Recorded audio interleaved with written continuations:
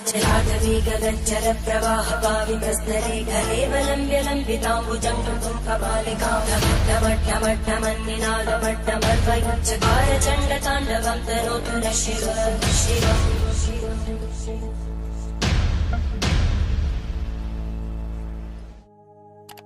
स्कन्द भन्नुहुन्छ, हे अगस्त्य मुनि, डोलेहरूले चन्द्रावती विश्राम भएको ठाउँमा आएर हे महारानी, स्वर्गका अप्सराहरूले श्री स्वस्थानी परमेश्वरीको व्रत गर्न लागेका देख्यौं। उनीहरूको साथ लागि हामीले पनि पूजा गर्न लाग्यौं र विलम्ब भयो, क्षमा पाऊ। हजुरलाई पनि श्री स्वस्थानीको प्रसाद ल्याएको छौं, लिनुहोस् भनी डोलेहरूले भनेको सुनि चन्द्रावती क्रोधित भई राता राता आँखा गरी दारा खिटी नागिनको सुस्केरा झैं सुस्केरा हाली रिसाएको हात्ती झैं चित्कार गर्दै, दुष्ट डोले हो, मलाई यस्ता वनमा एक्लै छाडी व्रत गर्न लाग्यो। सेवकको धर्म यही हो, त्यस व्रतले तिमीहरूलाई खान दिन्छ कि? मैले त स्वस्थानी भनेको सुनेको पनि छैन। त्यो कहाँ कि देवता हो, के गर्न सक्छ? तिमीहरूले मलाई अटेर गर्यौ, अपराधी रहेछौ। वनमा भएर पो नत्र ठुलो सजाय तिमीहरूलाई दिने थिए। स्वामी नवराज कहाँ चाँडै पुगुली भनी आएकी मलाई ढिलो गरेर अपराध गर्यौ भनी डोलेहरूका हातबाट प्रसाद खोसी मुखले थुथु गरी थुकी गोडाले कुल्ची फालिदिइन्। अब पनि त्यसै गरौला, चाँडै लैजाओ भनिन्। तब डोलेहरू डराई आँखादेखि आँसु खसाली केही भन्न नसकी मनले श्री स्वस्थानी परमेश्वरीलाई सम्झी चुप लागि पालक बोकी अगाडि बढे। चन्द्रावती बाटामा छिटो छिटो हिँड भनी हप्काउँदै गर्दा डोलेहरू डराई डराई हिँड्न थाले।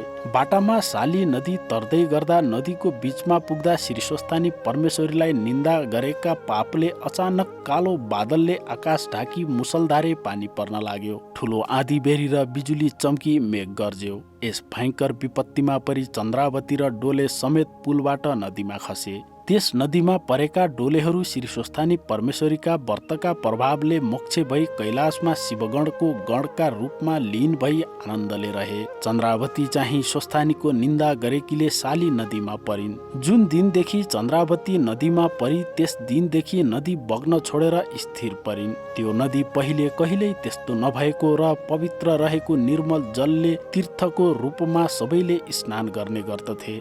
त्यस्तो नदीको अवस्था देखि सबै मानिस आश्चर्यमा परे र भन्न थाले, यहाँ यस्तो घटना कहिल्यै भएको थिएन।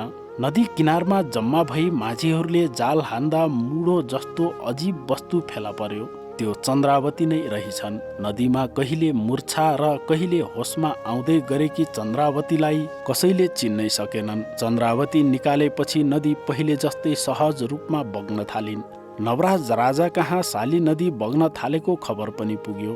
त्यसपछि चन्द्रावती कस्ती भइरहन् भन्ने पक्षमा ब्युतने र छेडमा बेहोस र भोक र तिर्खाले गर्दा महाकष्ट भई मुडो लडे झैं साली नदीका किनारमा धेरै कालसम्म रहिन्। भोक प्यासले गर्दा खानका लागि हातमा माटो लिँदा त्यो पनि ढुङ्गा भयो र त्यो पनि खाउँ भन्दा हाड भयो। त्यो पनि खाउँ भन्दा खरानी भयो। खरानी पनि खाउँ भन्दा त्यसै अवस्थामा अचानक हुरी आयो र उडाइ लग्यो। श्री स्वस्थानी परमेश्वरको निन्दा गर्नाले भोक प्यासबाट दुःख रहिरहन्। केही पछि नवराज राजाले आफ्ना राज्यमा भएका ब्राह्मणहरूलाई भोजनका लागि निमन्त्रणा पठाए। राजाको निम्ता मान्न नवलपुरका कपिल नाउँ गरेका दाजु र भाइ ब्राह्मणहरू दरबारमा जाँदै थिए। ती दुई ब्राह्मणलाई बाटामा चन्द्रावतीले देखिन् र तिमीहरू को हौ, कहाँबाट आयो भनी सोधिन्। ब्राह्मणहरू भन्दछन्, हामी कपिल नाउँका दुई ब्राह्मण बटुक हौं। लावण्य देशका प्रतापी राजाले ब्राह्मण भोजनका लागि निम्ता गरेकाले त्यो निम्ता स्वीकार गरी आएका हौं भन्दा चन्द्रावती भन्दछन्, हे ब्राह्मण हो, धेरै दिन भयो मैले केही खाएकी छैन। तिमीहरू भोजनमा गए मलाई पनि केही मागी ल्याइदिए तिमीहरूलाई पुण्य होला। म दुखीलाई दया दृष्टि देऊ। तब ब्राह्मणहरू भन्दछन्, हे पापिनी, अहिले हामी यसै भन्न सक्दैनौ, किनभने राजाको दरबारमा के कसो हुन्छ। हामीले ल्याउन मिल्ने सामान दिए त ल्याउने छौं, नमिल्ने वस्तु दिए त कसरी ल्याउने। आशा गर, भर नपर। त्यति कुरा भएपछि ब्राह्मणहरू निम्ता मान्न दरबारतिर लागे।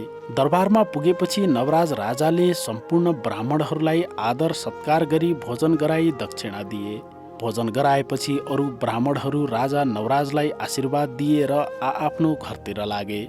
तर नवलपुरका 2 कपिल ब्राह्मण बटुकले बाटामा भेटेकी कुष्ठरोगीको कुरा सम्झी त्यसै रित्तो हात फर्कौं भने त्यस पापिनीले आश गरिरहेकी होली भनी केही भन्न नसकी प्रतीक्षा गरी यताउति गर्दै थिए। ती ब्राह्मणको चालामाला गोमाले देखिन् र भण्डारेहरूलाई डाकी सोधिन्, हे भण्डारे हो, ती ब्राह्मणहरूलाई के कुराको खाँचो छ? पर्याप्त भोजन नभएर भोकै छन् कि? तिनीहरूसँग बुझ भन्दा भण्डारेले हस भनी ती 2 ब्राह्मणसँग गई सोधे, हे ब्राह्मण बटुक हो, तिमीहरू भोकै छौ कि भोजन पर्याप्त नभएर हो?